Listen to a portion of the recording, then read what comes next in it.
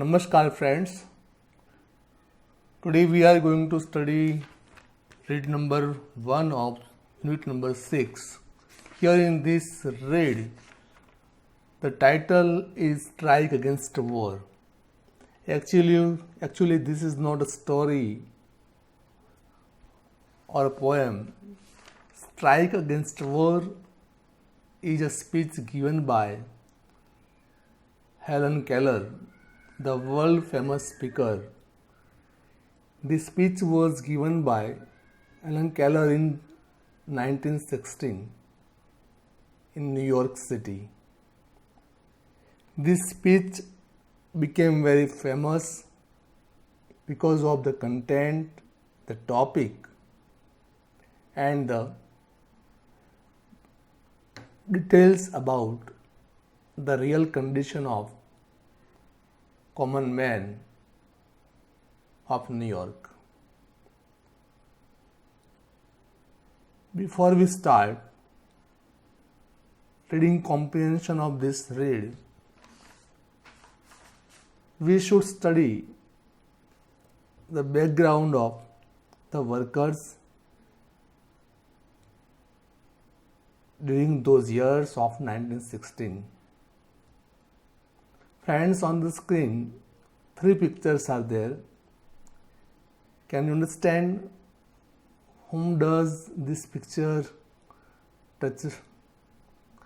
Actually, the workers are there. Workers are a part of our society.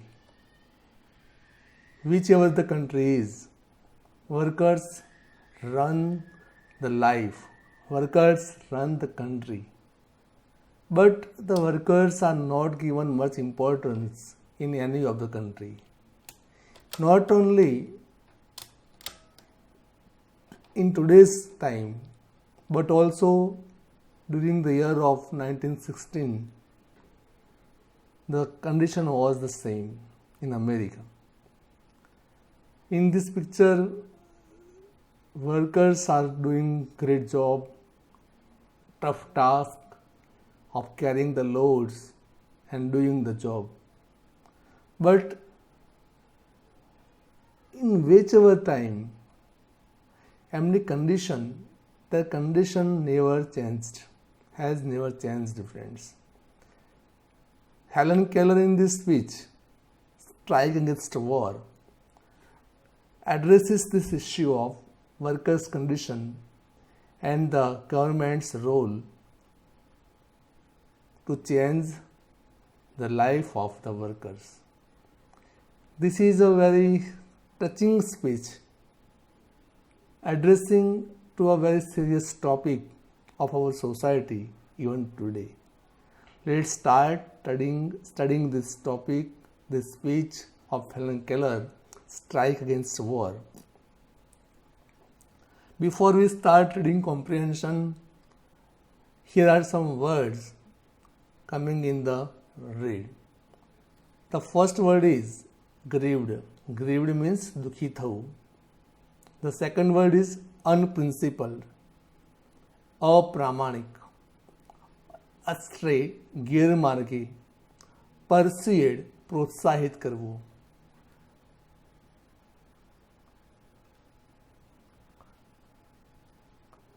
This word is important for exam. Persuade. This word is important for exam. Induce, પ્રેરિત કરવું, promote કરવું. Propaganda, પ્રચાર કરવો, publicity. This word is also important for exam. Disparage, નિંદા કરવી, criticize કરવું. Din, કોલાહલ, noise. Endure, સહન કરવું, tolerate કરવું. Winning એટલે ફરિયાદ કરવી, complain કરવું. Amenable, વશ કરી શકાય તેવું, easily persuaded. Oratory, વક્તૃત્વ કૌશલ્ય. અને warrant એટલે ખાતરી અથવા assurance. These words are important for exam which have been highlighted by red color.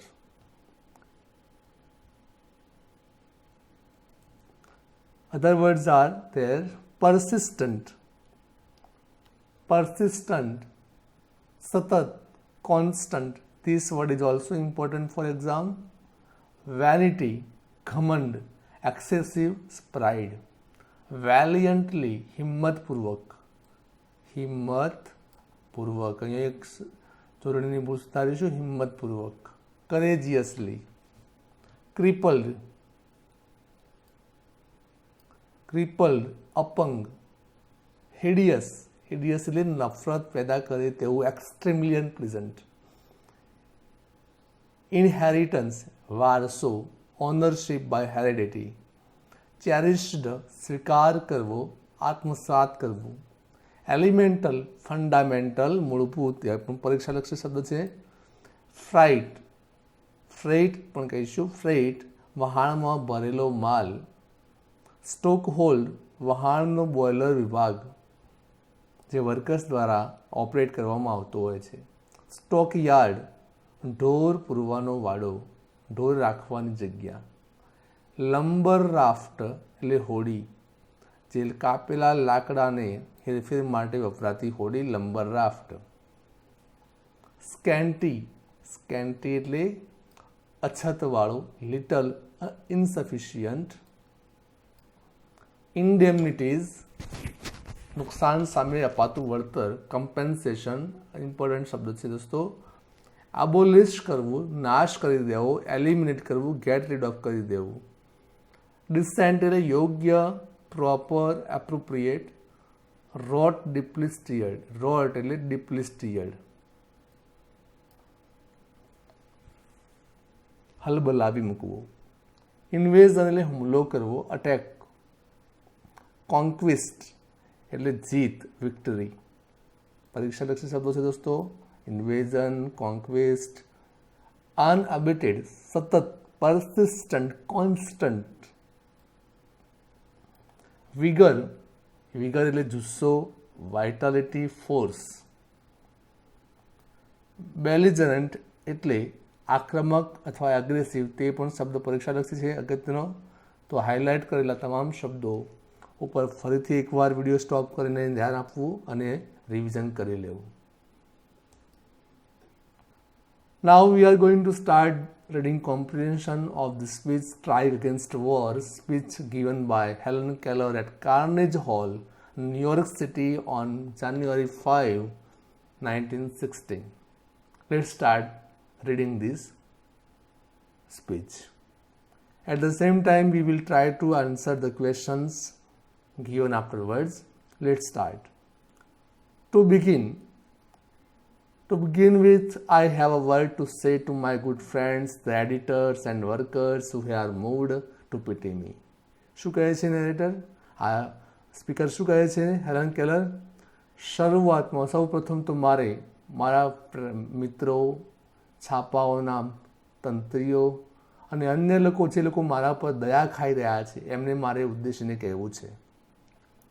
Some people are grieved because they imagine I am in the hands of unprincipled persons who persuade me to adopt unpopular causes and make me the mouthpiece of their propaganda.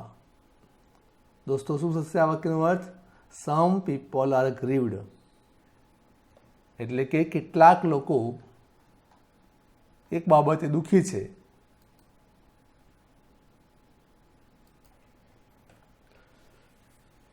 Some people are grieved because they imagine I am in the hands of unprincipled persons. Helen Keller કહે છે કે કેટલાક લોકોને મારા માટે દુઃખ વ્યક્ત કર્યું છે.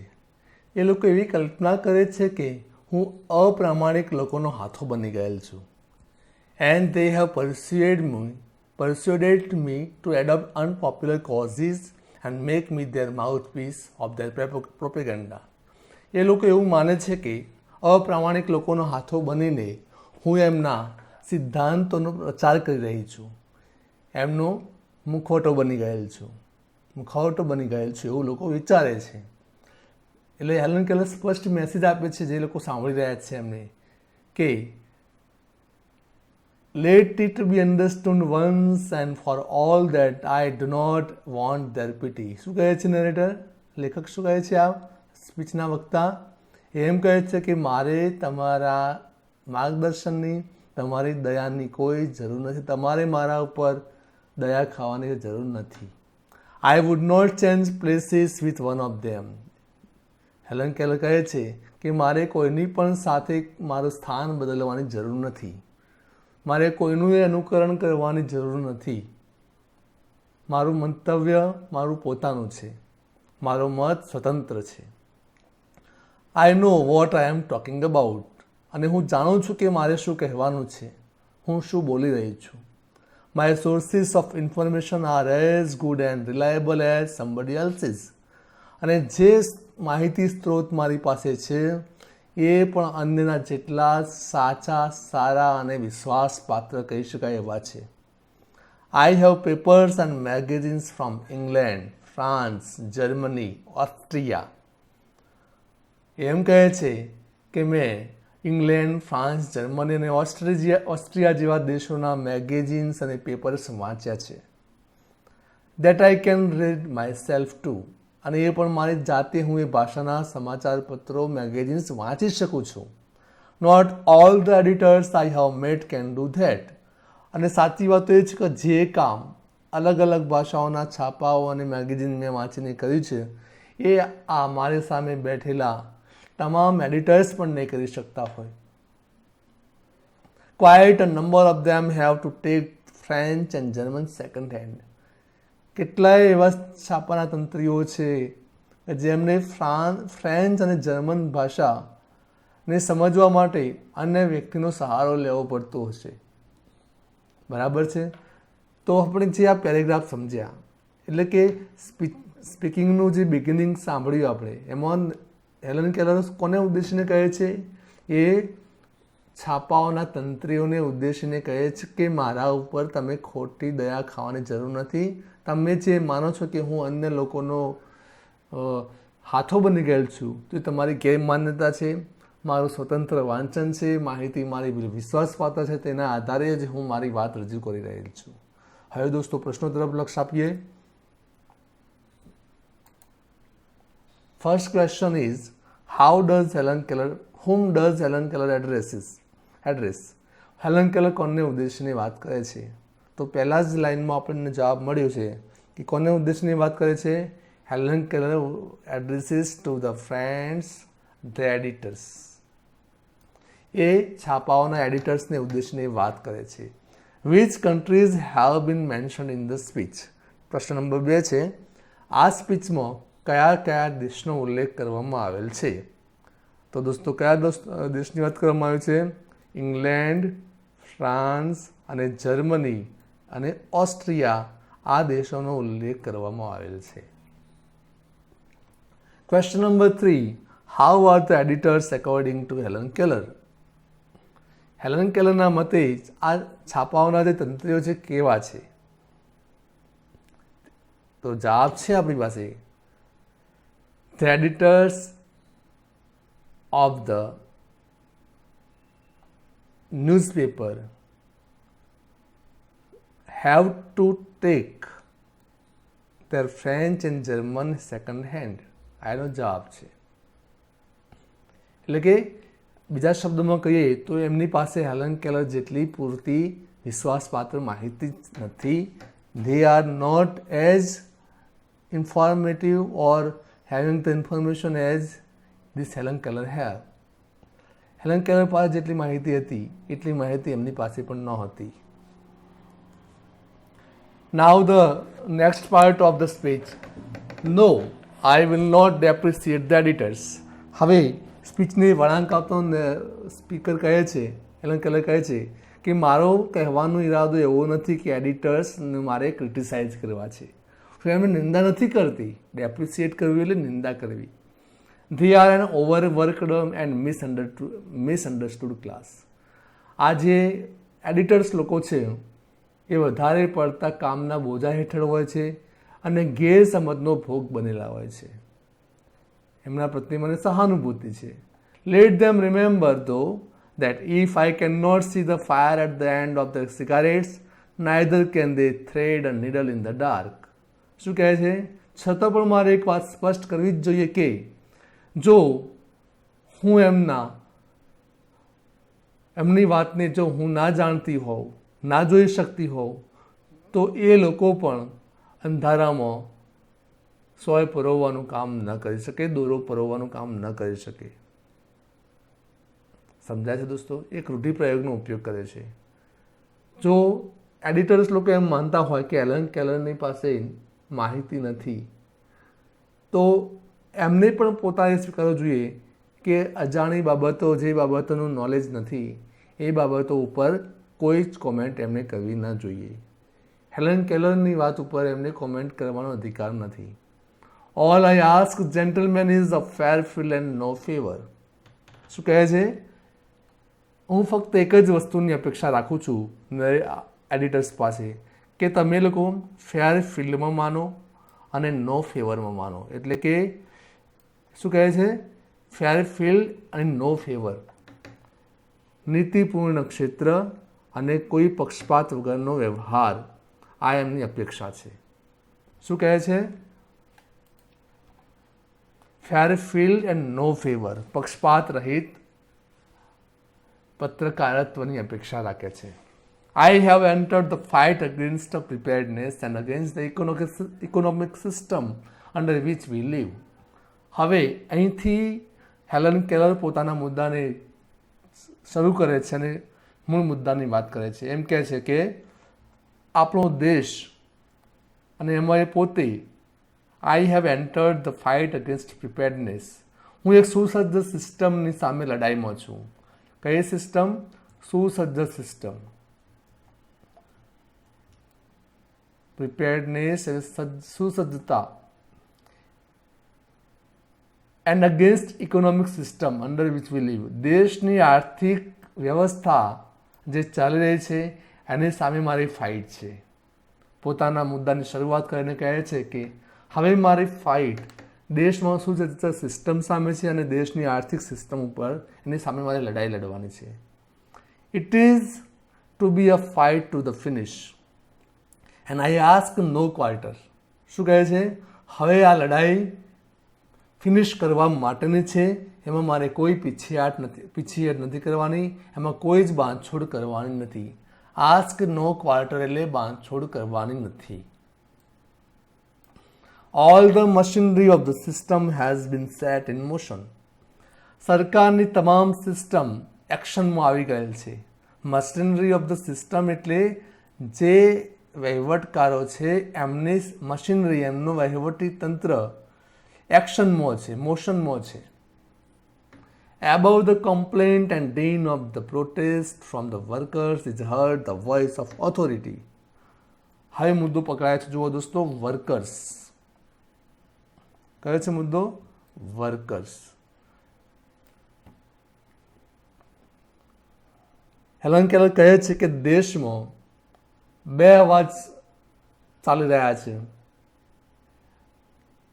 કામદાર વર્ગના બળવા એમનો પ્રોટેસ્ટ, એમનો વિરોધ, એનો અવાજ સંભળાઈ રહ્યો છે. એમની ફરિયાદો એ લોકો કરી રહ્યા છે હક માટેની. પરંતુ એમના અવાજથી ઉપર ઓથોરિટીનો પણ અવાજ છે. ઓથોરિટી એટલે સત્તાખોર, સત્તાધારી લોકો.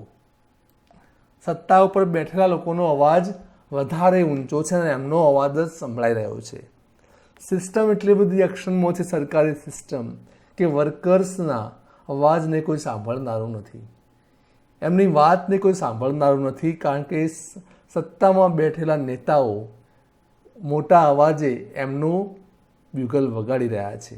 એ શું કહી રહ્યા છે? સાંભળો. Friends, it says, fellow workmen, patriots, your country is in danger. આ નેતાઓ શું કહી રહ્યા છે બ્યુગલ વગાડીને? હે દોસ્તો, હે મારા સાથી કામદારો, દેશપ્રેમીઓ, આપણો દેશ, તમારો દેશ આજે ડેન્જરમાં છે, અમેરિકા દેશ જોખમમાં છે. આવું આપણને નેતાઓ સંભળાવી રહ્યા છે. હવે આગળ વધીએ પહેલાં થોડા પ્રશ્નો જોઈ લઈએ. વોટ ડઝ, અહીંયા એક ડઝનું સ્પેલિંગ છે does. Vote does the speaker expect from, vote does the speaker expect from the editors? શું કહે છે? હેલન કેલર છાપાના એડિટર્સ પાસે શું અપેક્ષા રાખે છે? તો જાણીએ છીએ કે ફેર ફિલ્ડ અને નો ફેવર. હા, એનો જવાબ છે. વોટ ડઝ હેલન કેલરે ઓપોઝ? હેલન કેલર શેનો વિરોધ કરે છે?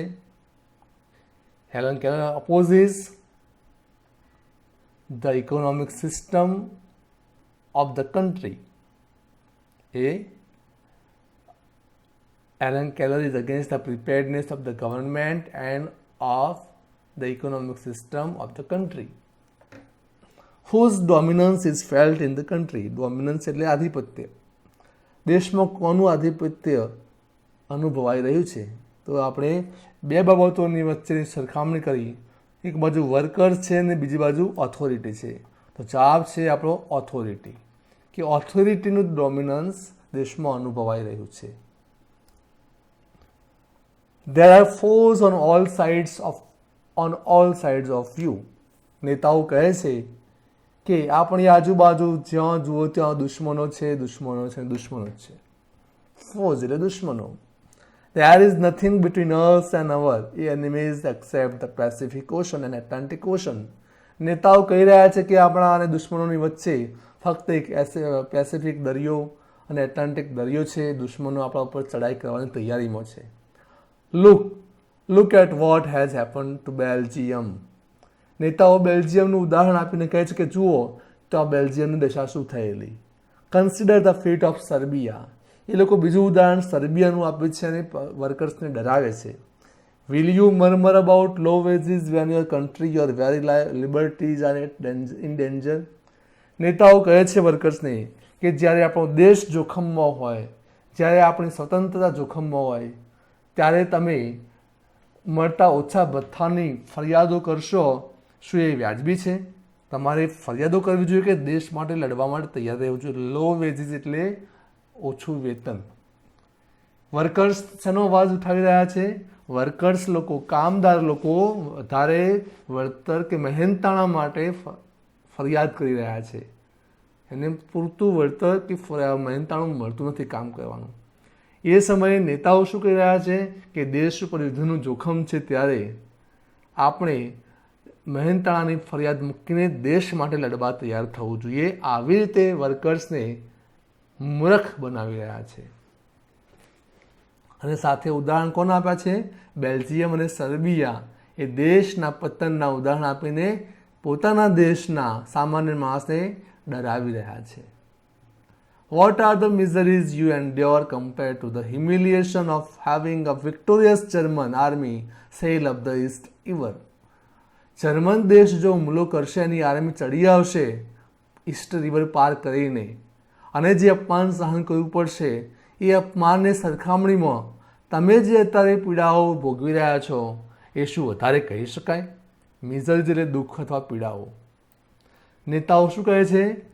ઈસ્ટ રિવર પાર કરીને જર્મન દેશનું સૈન્ય આપણા ઉપર ચડાઈ કરીને જે અપમાન આપણું કરશે, એ અપમાનની સરખામણીમાં અત્યારે જે પીડાઓ તમે વેઠી રહ્યા છો એ શું વધારે પીડાઓ છે? આવું કરીને સામાન્ય માણસને ખોટા માર્ગે દોરી રહ્યા છે. Quit your grumbling. Get busy and prepare to defend your firesides and your flag. નેતાઓ શેના માટે ઉશ્કેરી રહ્યા છે? કે ફરિયાદો બંધ કરો. ગ્રમ્બલિંગ કરવું એટલે ફરિયાદો કરવી. ગેટ બિઝી, કામમાં લાગી જાઓ. And prepare to defend your fireside, અને દારૂગોળાને તૈયાર કરવા માટે, સાચવવા માટે તૈયાર થઈ જાઓ. યોર ફ્લેગ, તમારા દેશના ધ્વજના રક્ષણ માટે તૈયાર થાઓ. Get an army, get a navy. આર્મીમાં જોડાઓ, નેવીમાં જોડાઓ. Be ready to meet the invaders like the loyal hearted freeman of you are. શું કહે છે? તમે સાચા વફાદાર સૈનિક બનીને દુશ્મનોનો સામનો કરવા માટે, ઘૂસણખોરોને રોકવા માટે, દુશ્મન દેશના સૈનિકોને રોકવા માટે તૈયાર થઈ જાઓ. આર્મી તૈયાર કરો. ઇન્વેડર્સ એટલે હુમલો કરનાર, આક્રમણ કરનાર દુશ્મન. એમનો સામનો કરવાની તૈયારી કરો. ફરિયાદો બંધ કરી દો. Will the workers walk in two this trap. હવે હેલન કેલર અહીંથી પોતે મુદ્દે વાત કરે છે.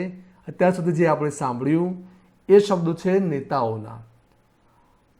હેલન કેલર કહે છે કે શું વર્કર્સ આ નેતાઓની વાણીના ટ્રેપમાં ફસાશે ખરા? ટ્રેપમાં એટલે કે માયાજાળમાં ફસાશે ખરા? Will they B full again? શું ફરીથી આ વર્કર્સ મૂર્ખ બનશે, નેતાઓના કયામાં આવી જશે? I am afraid so. હા, મને ડર એનો જ છે. The people have always been susceptible to oratory of this sort. Susceptible એટલે સંવેદનશીલ. સામાન્ય માણસ આ પ્રકારની વક્તૃત્વ શૈલીથી ભરમાઈ જતો હોય છે, સંવેદનશીલ હોય છે. The workers know they have no enemies except their masters. જુઓ દોસ્તો, અહીંયા હેલન કેલર મહત્વનું વાક્ય બોલે છે કે વર્કર્સને ખબર હોવી જોઈએ કે એમનું દુશ્મન બીજું કોઈ નહીં, એમના માલિકો જ એના દુશ્મન છે. દરેક કામદારે મનમાં રાખવું જોઈએ કે તમારો દુશ્મન દેશ આ સરહદ પારથી નથી આવવાનો, તમારો માલિક જ તમારો દુશ્મન બની બેઠો છે. They know that their citizenship papers are no warrant for the safety of their wives and children. વર્કર્સને ખબર હોવી જોઈએ કે નાગરિક તરીકે એમને જે પેપર આપવામાં આવ્યા છે એ કોઈ એ વાતની શ્યોરિટી નથી આપતા કે તમારા બાળકો, તમારી પત્નીઓ સલામત રહેશે, સેફ રહેશે. તમને સિટીઝનશીપ પેપર હાથમાં પકડાવી દેવામાં આવે એનો મતલબ એ નથી કે તમે સલામત થઈ ગયા છો. નેતાઓ કોઈ બાંહેધરી આપણને આપી શકતા નથી. They know that honest sweat, persistent toil and years of struggle bring them nothing on to worth fighting for. વર્કર્સને એ પણ ખબર હોવી જોઈએ કે પ્રામાણિકતાની મહેનત, પરસેવો, અથાગ પરિશ્રમ અને સંઘર્ષ એમાંથી એમને દેશ માટે મરી મીટવા માટેનું કોઈ વિશેષ કારણ નથી મળી શકતું. તમે મહેનત કરો છો, અથાગ પરિશ્રમ કરો છો, પરસેવો પાડો છો અને સંઘર્ષ કરો છો, પરંતુ દેશ માટે ફાઇટ કરવા માટે જે તમને મળવું જોઈએ તમને મળે છે ખરું? શું મળવું જોઈએ એની વાત હેલન કેલર આગળના ભાગમાં કરશે. હવે થોડા પ્રશ્નો જોઈ લઈએ. What does the leaders preach to the workers? દેશના નેતાઓ કામદારોને શેનો ઉપદેશ આપે છે? તો ઉપદેશ શેનો છે? અહીંયા જવાબ શોધીને તમને કહી શકીએ આપણે. એ શું કહે છે? Get an army, get a navy, be ready to meet the invaders like the royal hearted free man you are. અહીંયા જવાબ છે એનો. દેશ માટે મરી ફીટવા માટે તૈયાર કરવા માટે એમને પ્રીચિંગ કરે છે. 8મો પ્રશ્ન છે દોસ્તો, how is common man's response to the leaders speech? નેતાઓની સ્પીચ તરફ સામાન્ય માણસનો રિસ્પોન્સ કેવો હોય છે? તો એ લોકોનો રિસ્પોન્સ કેવો હોય છે? દે આર ઓલવેઝ બીન સસેપ્ટેબલ, ફસાઈ જતા હોય છે. Question number 9, what should the workers understand? Helen કેલરના મતે વર્કર્સે શું સમજવાની જરૂર છે? તો એમને એ સમજવાની જરૂર છે કે their citizenship papers are no warrant of the safety of their wives and their children, and their honest struggle bring them nothing on to worth fighting for. દેશ તમને શું આપે છે એ પણ મુદ્દો છે વિચારવા લાયક. Yet deep down in their foolish hearts they believe their country. સામાન્ય માણસ બહુ ભોળો હોય છે, ફુલિશ હોય છે અને પોતે દેશનો દેશપ્રેમી નાગરિક છે અને દેશ સાથે જોડાયા હોવાની ભાવના અનુભવતો હોય છે, ફિલિંગ અનુભવતો હોય છે. ઓહ, બ્લાઇન્ડ વેનિટી ઓફ સ્લેવ્સ. એક બાજુ ગુલામી અને એમાં પણ વેનિટી પાછી કરવાની, ઘમંડ રાખવાનો. શેનો ઘમંડ? દેશપ્રેમનો ઘમંડ રાખવાનો. The clever ones up in the high places know how childish and silly the workers are. ઉચ્ચ પદો પર બેઠેલા અધિકારીઓ અને નેતાઓ સામાન્ય કામદારોને મૂર્ખ સમજતા હોય છે, બાળક જેવા માનતા હોય છે અને એને મૂર્ખ બનાવતા હોય છે. They know that if the government dresses them up in khaki and gives them a rifle and starts them off with a band and waving banners, they will go forth to fight valiantly for their own enemies. Helen Keller કહે છે workers માટે કે તમારા દેશના નેતાઓને આ સરકાર શું કરશે? તમને ખાખી કપડાં પહેરાવી દેશે, હાથમાં રાઇફલ પકડાવી દેશે અને હાથમાં રાષ્ટ્રધ્વજ પકડાવી દઈને યુદ્ધમાં ધકેલી દેશે. એન્ડ તમે લોકો you will go forth to fight valiantly for their own enemies, અને પોતાના જ દેશમાં રહેલા પોતાના દુશ્મનોને રક્ષણ માટે બહાદુરીપૂર્વક હિંમતથી તમે લડવા માટે તૈયાર થઈ જશો. એટલા ચાઇલ્ડિશ સ્વભાવ ધરાવો છો, એટલા ભોળા છો તમે.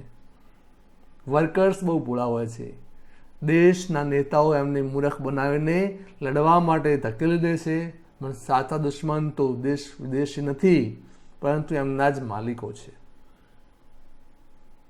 વેલિયન્ટલી શબ્દનો અર્થ થાય છે દોસ્તો બહાદુરીપૂર્વક, હિંમતપૂર્વક. They are taught that brave men die for their country's honor. વર્કર્સને નેતાઓ શું શીખવાડે છે કે બહાદુર માણસો તો દેશના માન માટે, સન્માન માટે મૃત્યુ સ્વીકારતા હોય છે, એમ કરીને એમને ઉશ્કેરે છે. What a price to pay for a vague idea. એક ક્ષુલ્લક વિચાર માટે, વાહિયાત વિચાર માટે કેવી તો કિંમત ચૂકવવાની. The lives of the million of young men. લાખો યંગ માણસોનો જીવન હોમી દેવાના યુદ્ધમાં. યુદ્ધ સામે અવાજ ઉઠાવવાની વાત છે દોસ્તો. Strike against war. Helen Keller શેના વિરુદ્ધમાં અવાજ ઉઠાવે છે? સ્ટ્રાઇક અગેન્સ્ટ વોર, એટલે કે વોરની ડિમાન્ડ સામે અવાજ ઉઠાવો, વોરનો વિરોધ કરો. પણ નેતાઓનો શું રસ છે? યંગ માણસોને યુદ્ધમાં ધકેલી દેવાના. 18 મિલિયન ક્રિપલ, કેટલાય લાખો લોકો અપંગ બની જાય. એન્ડ બ્લાઇન્ડેડ ફોર લાઈફ, કેટલાય લોકો આંધળા બની જાય. Existence made horrible for still more millions of human beings, અને જે બચી જાય એવા લાખો લોકો માટે એમનું જીવન ભયંકર સાબિત થાય એવી સ્થિતિનું નિર્માણ આ નેતાઓ કરી રહ્યા છે. The achievement and legacy of the nation swept away in a moment, and nobody better off for all the misery. યુદ્ધના કારણે સદીઓ જૂની, પેઢી દર પેઢી આવેલી એની લેગસી, એની ભવ્યતા, મહાનતા, સિદ્ધિઓ એક ક્ષણમાં નાશ પામી જાય. સ્વેપ્ટ અવે થાય એટલે નાશ પામી જાય. યુદ્ધના કારણે શું થાય? પેઢી દર પેઢી ઊભી થયેલી સભ્યતાનો નાશ થાય. And nobody better off for all the miseries, અને જે પીડાઓ સહન કરવી પડે એને સરભર કરી શકાય એવી કોઈ વાત નહીં. This terrible sacrifice would be comprehensible if the things you die for and call country fade.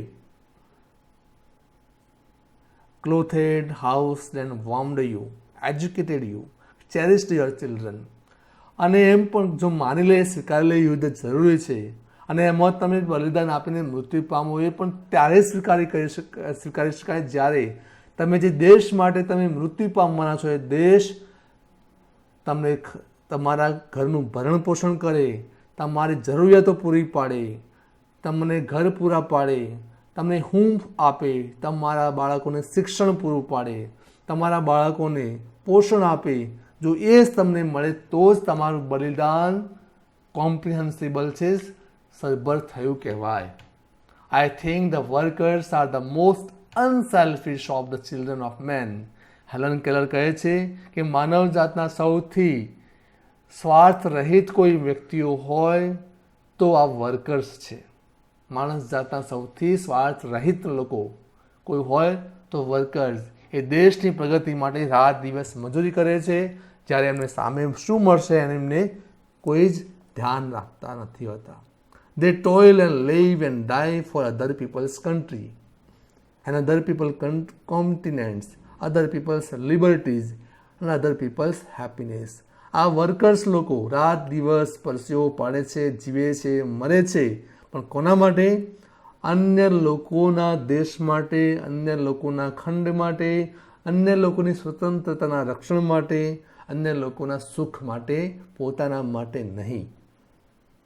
તો વર્કર્સનું જીવન કેવું, નેતાઓ શું વિચારે છે, એના ઉપર પ્રકાશ પાડતો આ સ્પીચનો ભાગ આપણે વાંચ્યો. Let's have the questions. Question number 10.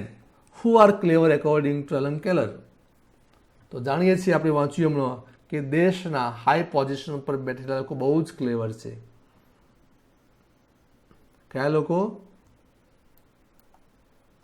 The high places, up in the high places, the people up in the high places. આ એનો જવાબ છે. Next question is what do the people of high position consider two the workers? આ ઉચ્ચ પદ પર બેઠેલા લોકો વર્કર્સને, કારીગર વર્ગને, કામદારોને શું માને છે? એમને ચાઇલ્ડિશ માને છે, મૂર્ખ માને છે. For whose honour do the workers die? સામાન્ય માણસ કોના માન માટે મૃત્યુ પામે છે? Countries honour. જવાબ છે કયો દોસ્તો? સામાન્ય માણસ દેશના આત્મસન્માનની રક્ષા માટે મૃત્યુ પામે છે એવું વિચારતો હોય છે. Last question. How is the workers condition according to the speaker? Helen કેલરના મતે વર્કર્સની પરિસ્થિતિ કેવી હોય છે? તો workers are the most unselfish of the children of men. આવા વર્કર્સ હોય છે. પરંતુ એમને જે બલિદાન આપે છે એમની સામે એમને શું મળે છે? નથી શિક્ષણ મળતું, નથી પોષણ મળતું, નથી રક્ષણ મળતું, નથી ઘર મળતું, નથી એમને સુખ મળતા. The workers have no liberties of their own. આ કામ કરતા કામદારોને પોતાની સ્વતંત્રતા જેવું કશું હોતું નથી. એમના માલિકોના કયા મુજબ કલાકોના કલાકો વેટ કરવી પડતી હોય છે. They are not free when they are compelled to work 12 or 10 or 8 hours a day. જ્યારે કોઈ કામદારોને, વર્કર્સને 10 કલાક, 12 કલાક, 8 કલાક સુધી કામ કરવાની ફોર્સ કરવામાં આવે છે, ફરજ પાડવામાં આવે છે, તો એમને શું ફ્રી કહી શકાય? મુક્ત કહી શકાય? સ્વતંત્ર કહી શકાય? શોષણ જે થતું હોય ત્યાં. They are not free when they are ill paid for their exhausting toil. આટલી એક્ઝોસ્ટિંગ મજૂરી કર્યા બાદ, એક્ઝોસ્ટિંગ એટલે થકવી નાખે તેવું, ખલાસ કરી નાખે તેટલી મજૂરી કર્યા બાદ પણ એમને પૂરતું મહેનતાણું પે કરવામાં ના આવતું હોય તો એ ફ્રી નથી. They are not free when their children must labor in mills and factories or starve, and their women may be driven by poverty to lives of shame. આ સામાન્ય કામદારોના બાળકોને પણ ભૂખથી બચવા માટે મિલોમાં અને ફેક્ટરીઓમાં મજૂરી કરવી પડતી હોય તો એ લોકો ખરેખર મુક્ત નથી. એમની સ્ત્રીઓને ગરીબીથી બચવા માટે, ગરીબીથી દૂર રહેવા માટે શરમજનક જિંદગીનો ભોગ બનવું પડતું હોય તો શું એ મુક્ત છે ખરા? શું એ સ્વતંત્રતાનો સ્વાદ ચાખી શક્યા છે? જવાબ છે, તમને ખ્યાલ આવ્યો છે, આ વર્કર્સની લાઈફ નરક જેવી કહેવાય. They are not free when they are clubbed and imprisoned because they go on strike for a raise of wages and for the basic justice that is their right as human beings. જ્યારે આ કામદારો મહેનતાણું વધારે માગે છે, ત્યારે ન્યાયની માંગ કરે છે, ત્યારે એમને પકડી લેવામાં આવે છે. ક્લબ કરી લેવા એટલે પકડી લેવામાં આવે છે, અરેસ્ટ કરવામાં આવે છે અને ઇમ્પ્રિઝન કરી દેવામાં આવે છે, જેલમાં ધકેલી દેવામાં આવે છે. તો શું આ વર્કર્સને સ્વતંત્રતા મળી છે એવું કહી શકાય? જરાય નહીં. હક માગવો એ જો ગુનો ગણવામાં આવતું હોય તો એ સ્વતંત્રતા છે એવું માની ના શકાય. માણસ તરીકેના મૂળભૂત અધિકારોથી વંચિત જો રાખવામાં આવતા હોય વર્કર્સને, તો એ વર્કર્સ મુક્ત નથી. We are not free unless the man who frame and execute the laws represent the interest of the lives of the people and no other interest. Helen Keller સ્પષ્ટ વાત કરે છે કે જ્યાં સુધી કાયદાઓ બનાવનાર વ્યક્તિઓ જે કાયદાઓ બનાવે છે એ કાયદાઓમાં સામાન્ય માણસના હિતોને ધ્યાનમાં રાખવામાં ના આવ્યા હોય તો એ દેશનો નાગરિક સ્વતંત્ર કહી શકાય નહીં. જે નિયમો બને, કાયદાઓ બને, એમાં મૂળભૂત કોનું હિત સચવાવું જોઈએ? દેશના સામાન્ય માણસનું હિત સચવાતું હોય તો જ એ દેશમાં સ્વતંત્રતા છે. The ballot does not make a free man out of a free slave. Helen Keller કહે છે કે બેલેટ મળી જાય એટલે માણસ દાડી કરતા ગુલામમાંથી મુક્ત સ્વતંત્ર નાગરિક બની જતો નથી. માણસને મતાધિકાર આપી દેવામાં આવે એનો મતલબ એ નથી કે દાડી કરતા ગુલામમાંથી સ્વતંત્ર થઈ ગયો છે. એ છેતરામણી વાત છે. There has never existed a truly free and domestic nation in the world. આ દુનિયામાં ક્યારેય સાચી રીતે કહી શકાય તેવો સ્વતંત્ર લોકશાહી દેશ એક પણ જોવા મળેલ નથી.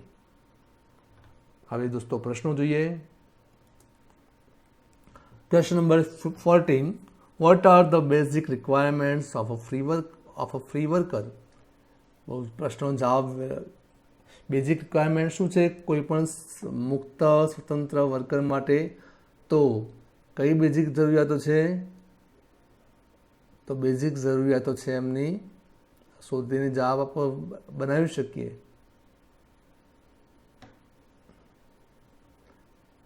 Basic justice and their right as human being are the basic requirement.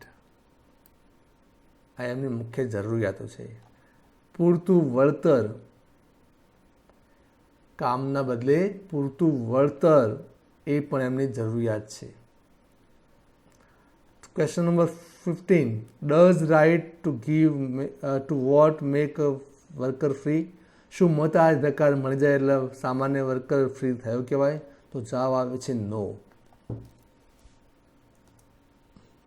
From time immemorial, men have followed with blind loyalty the strong man who had the power of money and of armies. બહુ જ પ્રાચીન સમયથી, ઇનમેમોરિયલ એટલે બહુ જ જૂના સમયથી સામાન્ય માણસ પાવરફુલ માણસને અનુસરતો આવ્યો છે, એનું કયું કરતો આવ્યો છે. કારણ કે સ્ટ્રોંગ મેન, જે પાવરફુલ મેન છે, એની પાસે પૈસાનો પાવર છે, લશ્કરનો પાવર છે અને આંધળી વફાદારી સાથે સામાન્ય માણસ એનું કયું કરતો આવ્યો છે. Even while battlefields were piled high with their own dead bodies, they have tilled the lands of the rulers and have been robbed of the fruits of their labor. સામાન્ય માણસની સ્થિતિ કેવી છે? એમના જ શરીરના ઢગ એમના યુદ્ધના મેદાનોમાં ખડકાયેલા જોયા હોવા છતાં એ જ સામાન્ય માણસ પોતાના માલિકના ખેતરોમાં ખેતર ખેડી આપે છે અને પોતાને જે હક મળવા જોઈએ, ફળ આઝાદીના મળવા જોઈએ, મહેનતનું ફળ મળવું જોઈએ, એ લૂંટાઈ જતા જોઈ રહ્યા હોય છે. એમને કશું મળતું નથી, શોષણ થાય છે. They have built palaces and pyramids, temples, cathedrals that held no real sign of liberty. આ સામાન્ય વર્કર્સ મોટા મોટા પેલેસ બનાવે છે, મોટા મોટા પિરામિડ બનાવે છે, ટેમ્પલ બનાવે છે, ચર્ચ બનાવે છે અને આમાંની એક પણ જગ્યામાં સ્વતંત્રતાની દેવીની કોઈ જ નિશાની જોવા મળતી નથી. As civilization has grown more complex, the workers have become more and more enslaved. Until today, they are little more than part of the machinery they operate.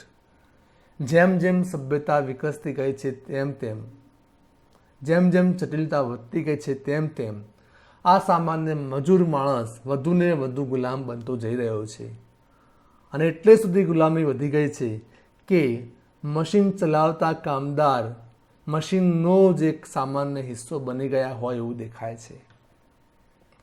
Daily they face the dangers of railroad, bridge, skyscraper, freight train, stock hold, stockyard and training at the docks. શું કહે છે?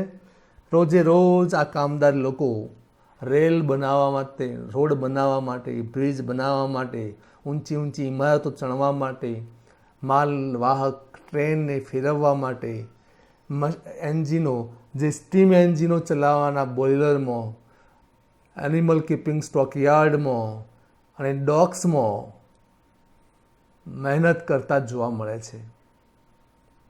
On the railroads and underground and on the seas, એ railroad ઉપર કામ કરે છે, જમીનની અંદર કામ કરે છે, દરિયામાં કામ કરે છે અને પોતાનું જીવન જોખમમાં રાખતા હોય છે, જોખમમાં મૂકતા હોય છે. They move the traffic and pass from land to land the precious commodities that make it possible for us all to live. આ સામાન્ય માણસ એક જગ્યાએથી બીજી જગ્યાએને જરૂરી કિંમતી વસ્તુઓની પહોંચાડવાનું કામ કરે છે અને આપણા માટે જીવનને સુલભ બનાવે છે. What is there reward? સામે આ સામાન્ય વર્કર્સને શું મળે છે? અ સ્કેન્ટી વેજ, એક બહુ જ ઓછી કહી શકાય એવી મહેનતાણું કે દાડી. ઓફન પોવર્ટી, બીજું શું મળે છે? ગરીબી. રેન્ટ્સ, થોડુંક ભાડું. ટેક્સીસ, થોડાક ટ્રિબ્યુટ્સ અને વોર કમ્પેન્સેશન, ક્યાંક ક્યાંક શ્રદ્ધાંજલિ મળે અને થોડુંક વળતર મળે. કમ્પેન્સેશન એટલે વળતર. The kind of preparedness the workers want is reorganization and reconstruction of their whole life such as has never been. અત્યારે દેશનો સામાન્ય માણસ શું અપેક્ષા રાખે છે? એક એવી નવી વ્યવસ્થા, નવસર્જનની અપેક્ષા રાખે છે કે જ્યાં એમની આખી જિંદગી પહેલાં જ્યારે કેબી નથી મળી, જોવા નથી મળી, એટલો સુધારો આજના વર્કર્સ માગી રહ્યા છે.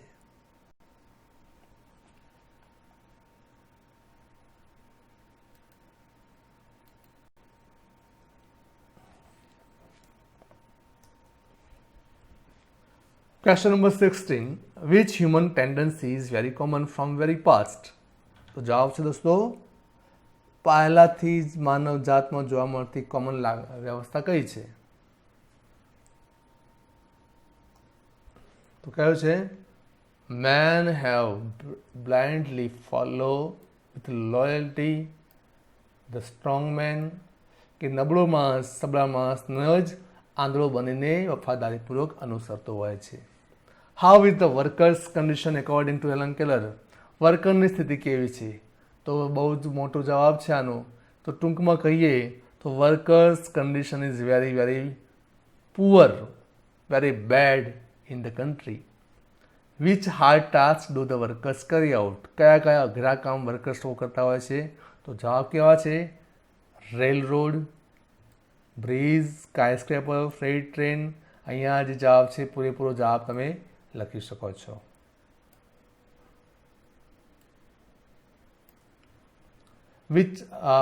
Question number 19. What do the workers want? સામે વર્કર્સની શું અપેક્ષા હોય છે? Reorganisation and reconstruction of their whole life. વર્કર્સની જિંદગીનું નવસર્જન થાય એમની અપેક્ષા છે.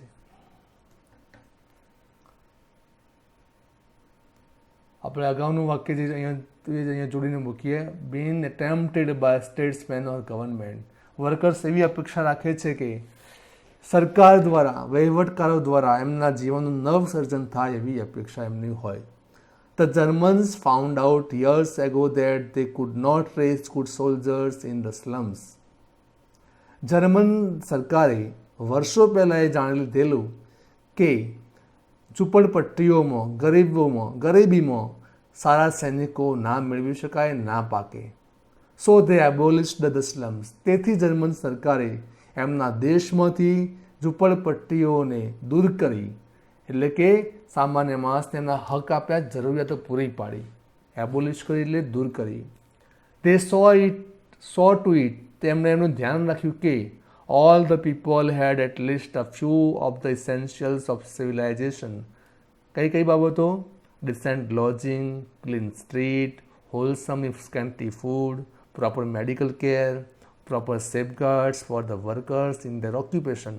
જર્મન સરકારે કઈ કઈ બેઝિક જરૂરિયાતોની સગવડ સામાન્ય માણસને આપી? તો એનો જવાબ છે અહીંયા. તો ડિસેન્ટ લોજિંગ, પૂરતું સારું જમવાની વ્યવસ્થા, રહેવાની વ્યવસ્થા, ચોખ્ખા રસ્તા, હોલસમ ફૂડ, સમતોલ આહાર, મેડિકલ સુવિધા, સલામતી અને વ્યવસાયમાં એમની સલામતી, આ તમામ બાબતો જર્મન સરકારે પોતાના સામાન્ય માણસોને પૂરી પાડી, ત્યારે એમના સારા સૈનિકો પાક્યા. હેલન કેલર અહીંયા અમેરિકા માટે જર્મન સરકારનું ઉદાહરણ આપે છે. That is only a small part of what should be done. આ તો કહે છે, આ તો એક નાની વાત છે કે સરકારે શું કરવું જોઈએ. It is your business to force these reforms on the administration. Helen Keller કહે છે કે આ કામ સરકારનું છે, નાગરિકનું નહીં. It is your business to force these reforms on the administration. Administration સાથે વહીવટમાં લાવવાનું કામ તમારું છે. Let there be no more talk about what a government can or cannot do. હવે બહુ વાતો થઈ ગઈ કે સરકાર આમ કરી શકે, સરકાર આ ના કરી શકે. હવે એ વાતો સાંભળવાની જરૂર નથી. All these things have been done by all the belligerent nations in the turmoil of war. યુદ્ધના સંજોગોની વચ્ચે ઘણાય દેશના ઘણાય આક્રમક નેતાઓએ આવી વાતો કરેલી છે. જે દોસ્તો બેલિજરન્ટનો અર્થ કહીએ તો આક્રમક દેશોની વાત છે. અહીંયા નેતાઓએ આવા ભાષણો બહુ કરેલા છે. Every fundamental industry has been managed better by the governments than by private corporation. Helen Keller સ્પષ્ટ મત વ્યક્ત કરે છે કે મૂળભૂત જે ઉદ્યોગો છે એ પ્રાઇવેટ વ્યવસ્થા કરતાં સરકારી રીતે સારી રીતે ચાલી શકે છે, વધારે સારી રીતે ચલાવી શકાય છે. કે સરકારે એ વ્યવસ્થા સાચવવાની જરૂર છે, નહીં કે પ્રાઇવેટ માલિકો ઊભા કરવાની. કારણ કે પ્રાઇવેટ માલિકો વર્કર્સનું શોષણ કરતા હોય છે. Question number 20. What are the basic needs of people? What are the basic needs of people? અહીંયા આ શબ્દ યાદ રાખો.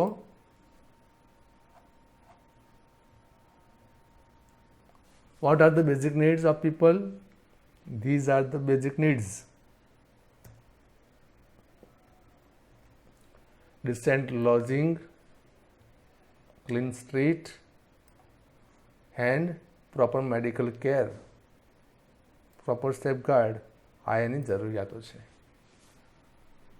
How did the Germans raise good soldiers?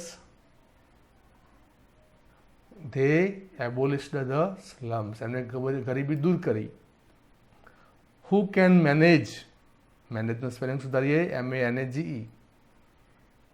Who can manage the fundamental industry better according to the speaker? Helen કેલરના મતે મૂળભૂત ઉદ્યોગો કોણ સારી રીતે ચલાવશે? તો સરકાર.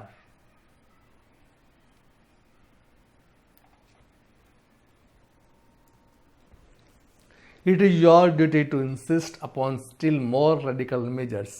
સરકારને કહે છે કે તમારી જવાબદારી છે, તમારી ફરજ છે કે વધુ અસરકારક પગલાં લેવા પડશે. It is your business to see that no child is employed in an industrial establishment or mine or store. તમારે જોવું પડશે કે કોઈ બાળમજૂર નાના ફેક્ટરીઓમાં કે ઔદ્યોગિક ગૃહોમાં, ખાણોમાં, સ્ટોરમાં કામ કરતો હોવો ના જોઈએ. No work is needlessly exposed to accident or disease. તમારી જવાબદારી છે કે કોઈ કામમાં કોઈ વ્યક્તિનો જીવ જોખમમાં મુકાવો ના જોઈએ, રોગનો ભોગ ના બનવો જોઈએ. It is your business to make them give you clean cities, free from smoke, dirt and congestion. નાગરિકોને સ્વચ્છ શહેરો, ધુમાડાથી મુક્ત શહેરો, ગંદકીથી મુક્ત શહેરો, અવ્યવસ્થાથી મુક્ત શહેરો એ પૂરા પાડવાની જવાબદારી સરકારની છે.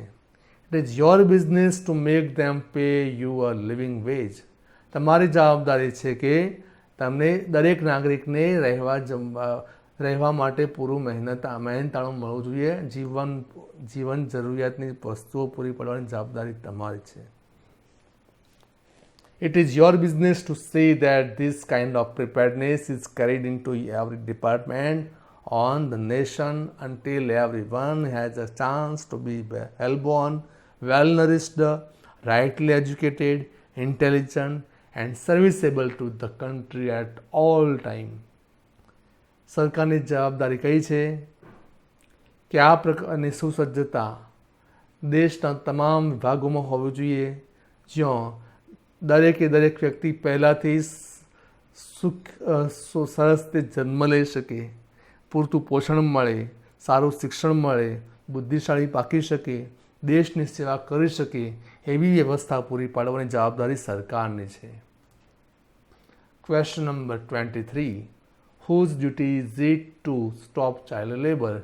The government's duty is that. Question number 24. What are the responsibilities of the government? સરકારની જવાબદારીઓ કઈ? તો સરકારની જવાબદારી કઈ છે દોસ્તો?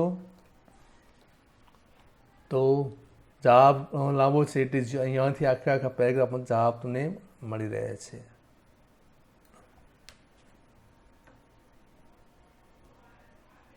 Strike against all ordinances and laws and institutions that continue to slaughter of peace and the cruelty of war.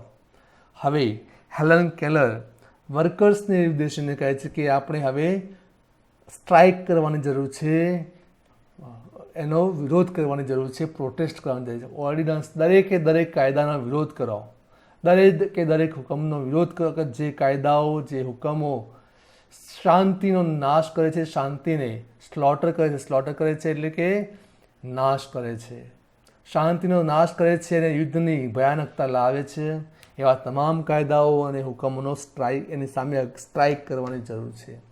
Strike against war, યુદ્ધનો વિરોધ કરો. For without you no battle can be fought. યુદ્ધનો વિરોધ કરો કારણ કે તમે જો એનો વિરોધ કરશો તો યુદ્ધ પણ લડાશે નહીં. Strike against manufacturing scrap and gas bombs and all other tools of murder. માણસ જાતના સંહાર માટે બનતા ગેસ બોમ્બ હોય કે અન્ય સાધનો હોય મારી નાખવા માટેના, અન્ય જે નકામી વસ્તુઓ પેદા થઈ રહી છે એ બનાવવાની સામે વિરોધ કરો. Strike against preparedness that means death and misery to millions of human beings. માણસ જાત લાખો માણસો જે મૃત્યુ પામવાના હોય, દુઃખમાં જવાના હોય એ સિસ્ટમનો વિરોધ કરો. Be not dumb or obedient slaves in an army of destruction. વિનાશના સૈન્યના બેરા અને આજ્ઞાંકિત ગુલામ બનવાનું રહેવા દો. Be heroes in an army of construction. નવસર્જનના હીરો બનો. આવી વર્કર્સને ઉદ્દેશીને આપવામાં આવતી સલાહ શિખામણ આ સ્પીચમાં હેલન કેલર આપે છે. Question number 25. What does Helen Keller urge to the workers? શું કહે છે? સ્ટ્રાઇક કરવા માટે અર્જ કરે છે. Who has become the obedient slaves? The workers have become the obedient slaves. What should the workers choose? Workers should choose to become the heroes in an army of construction. Yes. Now, let's have some true or false questions. Helen Keller expects a fair field and no favor. અર્થ એવો થાય છે કે Helen Keller તંત્રીઓ પાસે નિષ્પક્ષ પત્રકારત્વની અપેક્ષા રાખે છે. True કે false? True, right. Second, the workers voice is not heard among the turmoil of war. યુદ્ધના ઘોંઘાટની વચ્ચે કામદારોનો અવાજ કોઈ સાંભળતું નથી. ટ્રુ કે false? True. The people have always been dumb to oratory of their leaders. સામાન્ય માણસ નેતાઓના વક્તવ્યોથી ભરમાઈ જતા હોય છે. ટ્રુ કે false? True. The workers have no enemies except their masters. જો એકવાર વાક્ય નંબર 3 ફરીથી જોઈએ. The people have always been dumb to oratory of their leaders. તો ફોલ્સ આવે, એ ડમ્બ નથી હોતા, બહુ સંવેદનશીલ હોય છે, એટલે ફોલ્સ જવાબ આવશે. Question number 4. The workers have no enemies except their masters. સામાન્ય માણસ માટે દુશ્મનો બહારથી નહીં પણ એમના માલિકો જ હોય છે. True. The workers are the most selfish of the children of men. કામદારો માણસ જાતના સૌથી સ્વાર્થી લોકો હોય છે. ફોલ્સ.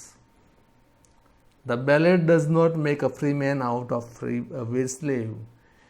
મતાધિકાર માણસને મુક્ત વ્યક્તિ બનાવતો નથી. ટ્રુ. હવે બાકીના થોડા સેન્ટેન્સ ફરીથી જોઈએ, આગળ વધીએ. From very beginning men have followed the strong men who had the power of money and of armies. શરૂઆતથી જ સામાન્ય માણસ વધુ પૈસાદાર, વધુ તાકાતવર લોકોને ફોલો કરતો આવ્યો છે. ટ્રુ કે false? True. As civilization has grown more complex, the workers have become more and more free. જેમ જેમ સભ્યતાઓ વધારે જટિલ બનતી ગઈ તેમ તેમ વર્કર્સ વધારે ને વધારે મુક્ત થતો ગયો. ફોલ્સ કે true? False. The German could raise good soldiers in the slum. False. સ્લમમાંથી એમને સારા નાગરિકો કે સૈનિકો પેદા નહોતા કર્યા, પહેલાં સ્લમ્સ દૂર કરી લો. Every fundamental industry has been managed better by private corporations than the government. False. Helen Keller advises workers to be the heroes in the army of construction. True.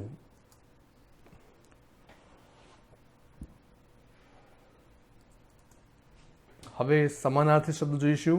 અનપ્રિન્સિપલ્ડ, અપ્રામાણિક. કયો જવાબ આવશે? ડિસઓનેસ્ટ. પરસ્યુએડ, શું જવાબ આવશે? Encourage. Induce, promote. Propaganda, publicity.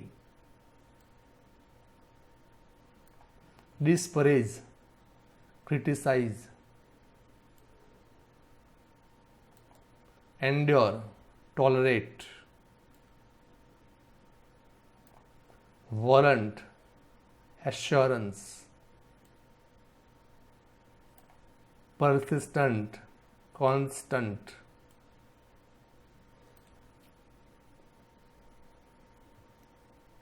Valiantly, courageously.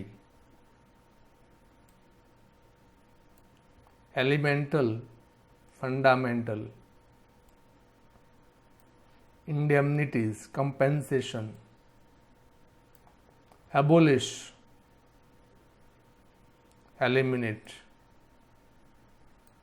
Conquest, victory. Vigor, vitality. Belligerent, aggressive. Scanty, insufficient. Friends, અહીંયા આપણે strike against વોરમાં Helen Keller દ્વારા અપાયેલી જગવિખ્યાત સ્પીચનો અભ્યાસ કર્યો, સાથે કેટલાક પ્રશ્નોનો પણ આપણે ધ્યાન આપીને સમજ્યા અને ટ્રુ ફોલ્સ અને સમાનાર્થી શબ્દોની પણ પ્રેક્ટિસ કરી. આશા રાખું છું કે તમને એમાં સમજણ પડી હશે. Thank you. Good bye.